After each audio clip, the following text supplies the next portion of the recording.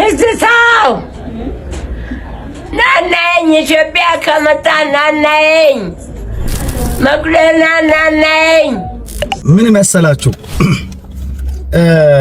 አዎ ለፍርድ መቅረብ አለበት።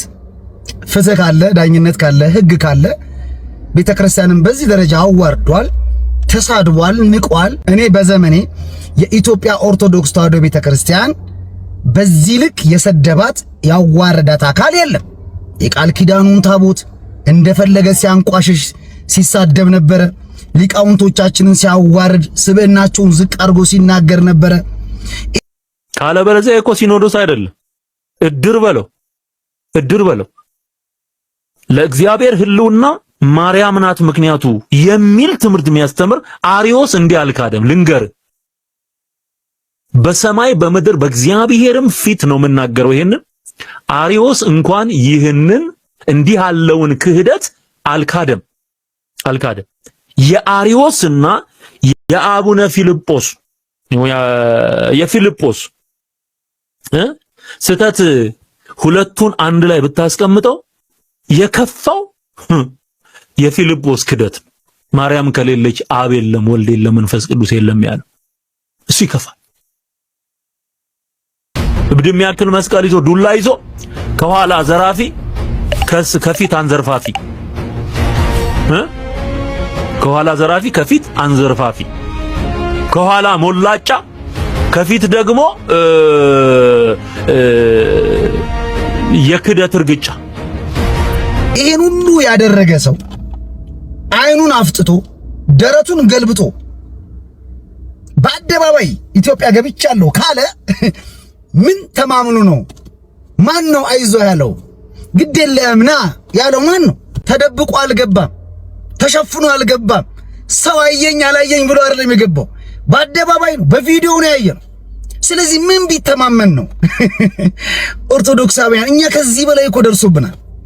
እንደውም እሱን አሳስረ ነው እንደውም እሱን ለፍርድ አቅርበን ምናልባት በዚህ አጋጣሚ እንኳን ህግ ቢያስረው ልዩን ጀግና ማድረግ ነው እኮ እና ብዙ አልተበደልንም ወይ? ብዙ ድምጾቻችንን አልተነጠቅንም ወይ? ካህናትን አላጣንም? ዲያቆናትን አላጣንም? ስንት መከራ ግፍ አልደረሰብንም ወገኖቼ? ትዝታው ቤተክርስቲያንን ካደረጋት በላይ አልሆነችም እቺ ቤተክርስቲያን። ለማን ነው ምንጮ? ለማን ነው አቤት የምንለው? ማን ነው የሚሰማንኛል? ስለዚህ ትዝታው ዝም ብሎ የሚመጣ ሞኝ አይደለም። ከግራ ከቀኝ ነገሮቹን አመዛዝኖ ግዴለህ ምን አባክ የሆነውን ነገር እናየዋለን ማንንም አይነካም ምናምን ሳይባል ዝም ብሎ አይመጣም። ስለዚህ ምንድነው ማድረግ ያለብን ከሆነ ጥያቄው የኢትዮጵያ ኦርቶዶክስ ተዋሕዶ ቤተክርስቲያን የሕግ ክፍል አላት። የሕግ ክፍሉ ይሄንን በምን አቅጣጫ መሄድ እንዳለበት ያውቃል። ስለዚህ የሕግ ክፍሉን እንጠብቃለን። ግን ግዴላችሁም ለእግዚአብሔር አሳልፈን ብንሰጥ ይሻላል። የቤተክርስቲያን አምላክ ዋጋ የሚከፍል አምላክ ነው። ሁሉም የዘራውን ያጭዳል። የሚጠቅመን ግን ቤተክርስቲያን ልዕልናዋን፣ ክብሯን፣ ተሰሚነቷን፣ ኃያልነቷን የምታገኝበትን ሁኔታ ላይ ብንመካከር ነው የሚሻለን እንጂ አቶ ሳሙኤል ትዝታው ቤተክርስቲያንን ተሳድቧል፣ አዋርዷል። አዎ ቅዱሳንን፣ ጻድቃንን፣ ሰማዕታትን በማይገባቸው ልክ አዋርዷል። ሕግና ፍትህ ካለ ወደ ወይኔ ቤት ይወርዳል። ግን እንዲህ ቤተክርስቲያንን አዋርደው በቃል ኪዳኑ ታቦት ላይ አሹፈው የተያዙ ሰዎች ምን ያህል ቀን የታሰሩት? በምን ያክል ዋስ ነው የተፈቱት? ስለዚህ ይሄ የሚያደክም ጉንጭ አልፋ ነገር ነው የሚሆንብን። ለእግዚአብሔር አሳልፈን እንስጥ። እግዚአብሔር የበቀልና የብድራት አምላክ ነው። ለቤቱ የሚቀና አምላክ ነው። ስለዚህ እግዚአብሔር ፍርዱን ይስጥ ከማለት ውጪ ምንም ማድረግ አንችልም። ምክንያቱም እቺ ለአገር ብዙ የዋለች ቤተክርስቲያን፣ አገርን ጠፍጥፋ የሰራች ኦርቶዶክስ ተዋሕዶ ቤተክርስቲያን አቅሟን ካጣች፣ ድምጿን ከተነጠቀች ቆይታለች። የሰማይ አምላክ እግዚአብሔር ብቻ እሱ ፍርዱን ይስጥ። ታቦትን መክተፊያ ብፁዓን አበው ሊቃነ ጳጳሳትን ግብረ ሰዶማዊ፣ ቤተክርስቲያኒቷን የመተትና ጠንቋይ ሰሪ ቤት፣ ቅዱሳት መጻሕፍትን የደዌ መጽሐፍ፣ ቅዱሳን አባቶችንና ቅዱሳን እንስቶችን ጣዖት እያለ ሰይጣን እንኳን ከሚዳፈራት በላይ ቅድስት ቤተክርስቲያንን እየሰደባት የዩቲዩብ ገቢው ምክንያትና የመንጋ ህብረት ማስገኛ አድርጎ ሲሰራ የሰነበተው ትዝታው ሳሙኤል ሰሞኑን አዲስ አበባ መግባቱ ይታወቃል። የሚያመልኩትን አምላክ መስበክ ሳይሆን ቤተክርስቲያንን መሳደብ እንደ ግዙፍ የአምልኮ ግብ አድርገው የሚቆጥሩ ቡድኖች ተሰብስበው ሄደውም ተቀብለውታል። ከዚህ በፊት ቤተክርስቲያንን ሲሰድቡ በንዋየ ቅዱሳኑ ሲያላግጡ የነበሩ ግለሰቦችን ቤተክርስቲያን በሕግ እንደጠየቀችና በሕግም እንደተቀጡ ይታወቃል። በተመሳሳይ ፓስተር ትዝታው ሳሙኤልም ታቦት መክተፊያ ነው እያለ በአናቱ ላይ አንዳች ነገር እያደረገ ሲያላግጥ እንደነበረ የሚታወቅ ሀቅ ነው። 365 ቀናት ቤተክርስቲያንንና የቤተክርስቲያን አባቶችን ሲሳደብ የኖረ ሰው ነው። ታዲያ በሌሎች ላይ የሰራው ሕግ በዚህ ግለሰብ ላይ ተግባራዊ እንዲሆን በሕግ እንዲጠየቅ የጠቅላይ ቤተ ክህነት ሕግ ክፍል ስራው ይሆናል። ምናልባት በሀገራችን የሚዲያ ታሪክ የሱን ያህል አስነዋሪ የሚዲያ ላይ ወንጀሎችን የፈጸመ በኦርቶዶክሳውያን ላይ እና በቤተክርስቲያናችን ላይ ያለማቋረጥ የጥፋት አዋጅ ያወጀ የለም። የሚዲያ ላይ የጥላቻና የኮምፒውተር ሕጉ እሱን ካልቀጣ ማንንም አያስቀጣም። ለምሳሌም ያክል በግልጽ ይህንን ሰውዬ በእነዚህ አዋጆች መጠየቅ ይቻላል። የኮምፒውተር ወንጀሎች አዋጅ ቁጥር 958/2008 እንዲሁም የጥላቻ ንግግርና ሐሰተኛ መረጃ ስርጭትን ለመከላከልና ለመቆጣጠር በወጣው አዋጅ ቁጥር 1185/2012ን መጥቀስ ይቻላል።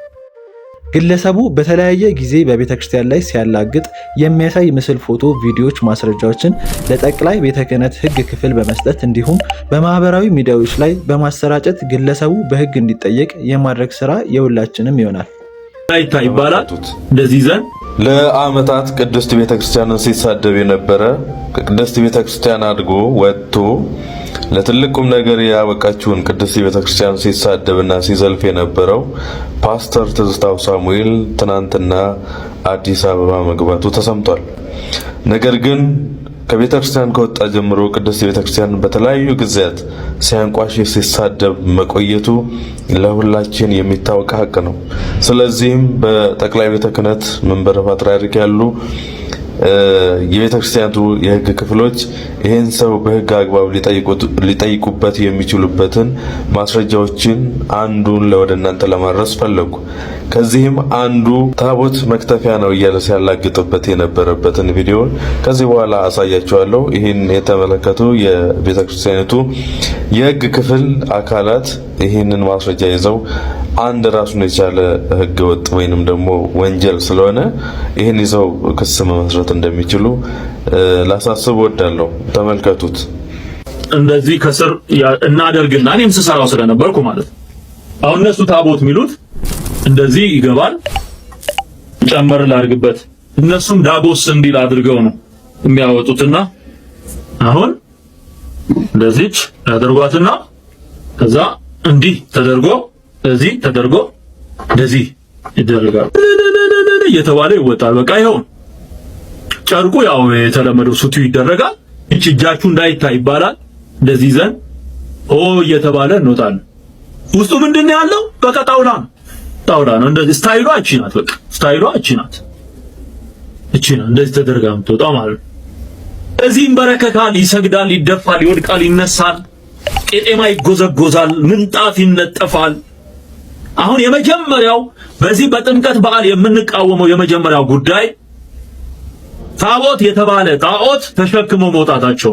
ይሄ አምላክ አይደለም፣ ሊሰገድለት አይገባም፣ ኢየሱስንም አይወክልም። አሁን በእንጨት የሚወክል ኢየሱስ የለም። ይሄንን ተሸክመ ከምትኖር ወደ ኢየሱስ ብትመጣ ይሻልሃል ወንድሜ። ኢየሱስ ክርስቶስ ጥምቀት ሰዎች ተሰብስበው ቢያከብሩት እንዴ ደስ የሚያሰኝ ነገር። በእደ ዮሐንስ ተጠምቀ ኢየሱስ ናዝራዊ የተባለ አርሴማ የሞተች ሴትዮ ጣዖት ተቀርጾላት ተሞሽራ የምትወጣበት ምንድነው ምክንያቱ ነው? ሚካኤል አብሮ ተጠመቀ፣ ገብርኤል አብሮ ተጠመቀ። ማን ነው የተጠመቀው ከኢየሱስ ጋር አብሮ? እና ምን ቤት ናቸው እነዚህ አጃቢዎች?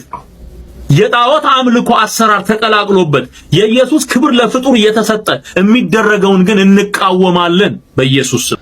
እንግዲህ ይሄ ነው መልእክቱ፣ ይሄ ነው ስድቡ፣ ይሄንን ነቀፌታ፣ ይሄንን ስድቡን፣ ይሄንን ወንጀል ይዞ ነው ወደ ሀገር የገባው። ስለዚህ ሼር እያደረጋችሁ ሪፖስት፣ ኮሜንት ላይ ሐሳባችሁን እየሰጣችሁ ለሚመለከተው የቤተክርስቲያን አካል የሕግ ክፍሎች አድርሱላቸው። አመሰግናለሁ።